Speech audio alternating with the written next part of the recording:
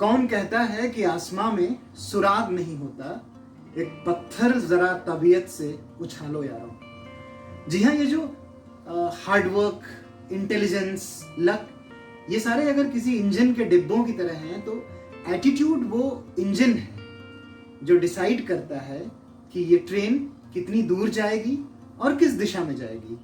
आइए आज अपने कूल गुरु घनश्याम जी से हम एटीट्यूड के बारे में कुछ मंत्र सुनते हैं। मेरा मानना ये है कि एटीट्यूड 3 तरह से हम ला सकते हैं।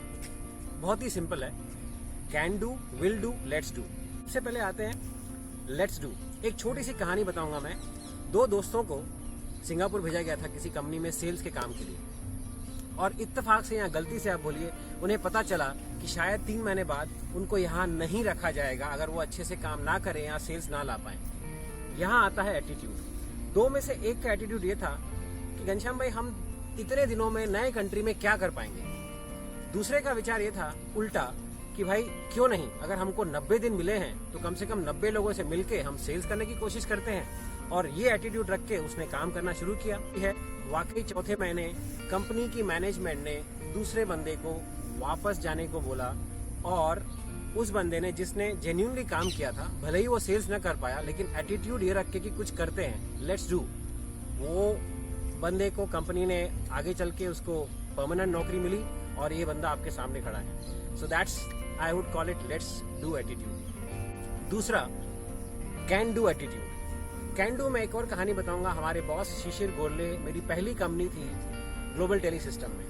हमारा एटीट्यूड ये था कि शायद हम नागपुर में रह रहे हैं, छोटे शहर में, इतनी बड़ी कंपनी में हम कैसे ग्रो कर पाएंगे। तो हमारे बॉस जो शिशिर थे, उनका एटीट्यूड ये था कि नहीं, अगर आपका एटीट्यूड, आपका काम करने का तरीका सही है तो आप किसी भी शहर में आगे बढ़ सकते हैं।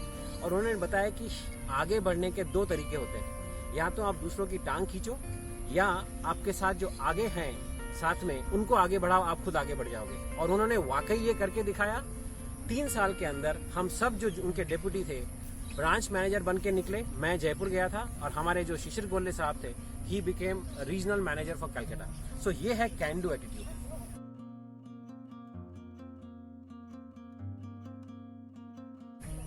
विल डू में बहुत ही सेंसिटिव एक स्टोरी बताना चाहूंगा आपको, मेरे खुद के बचपन के दोस्त आसुदानी फैमिली की। अब सुनिए, ये 8 भाई बहन थे। 8 में से 5 सूरदास ब्लाइंड बच्चे पैदा हुए और 3 सिर्फ बच्चे साइटेड थे।